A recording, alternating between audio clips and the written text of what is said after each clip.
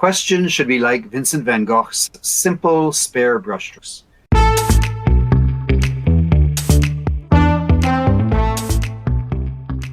So let's run through some guidelines for question composition. What is it that we need at the end of a research project? Well, we need accurate responses to each question. We need those responses to be gathered economically and in a way that we can interpret with confidence.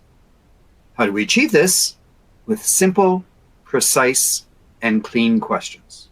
Questions should be like Vincent van Gogh's simple, spare brushstrokes. We talk about writing questionnaires at a grade 4 level of comprehension. And it's true not because we don't think that they have the intellectual capacity to read at a higher level, because we don't want to force our respondents to think at their maximum capacity. We don't want them to struggle with our jargon. We want to lighten the load on them.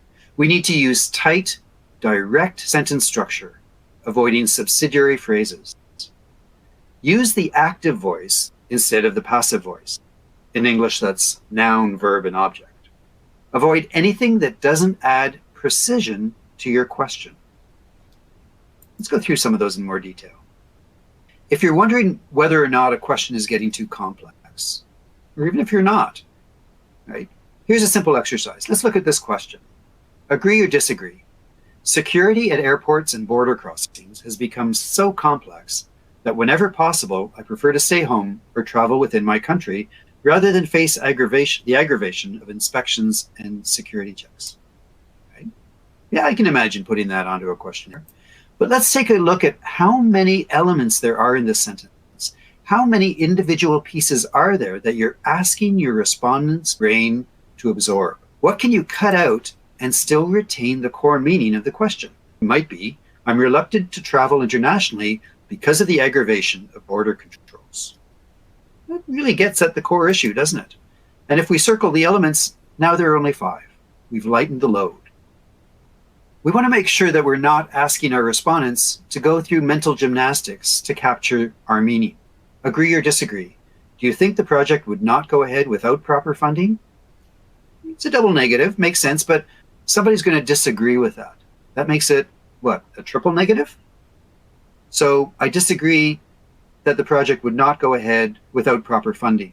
Somewhere along the way, someone's going to miss one of those negatives and we'll have a mix-up.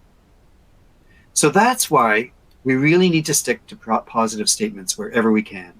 Agree or disagree, do you think the project needs this funding to go ahead? Eliminate repetition, right?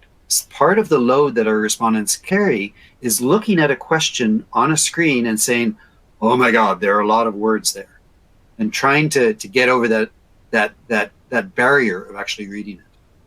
So here's a commonly asked question in political polling.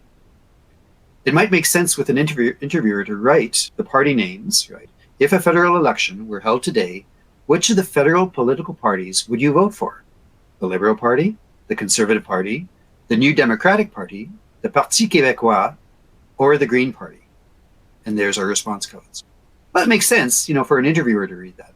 But if this is on a screen and the response codes are there, do we really need that full sentence? Couldn't we just eliminate the second half of it, reduce the length of the questionnaire of the question in half? Here's another example.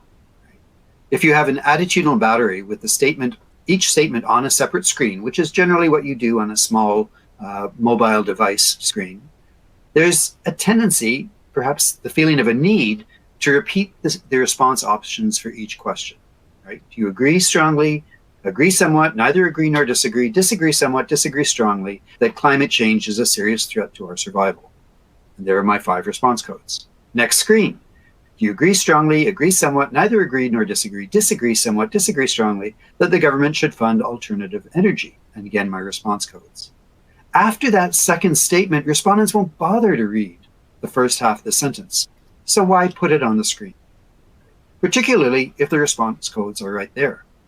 So eliminate the first half of the question and probably even put your lead in on only the first one. The response codes are there for people to use. Suddenly it's not as intimidating when they get to each screen.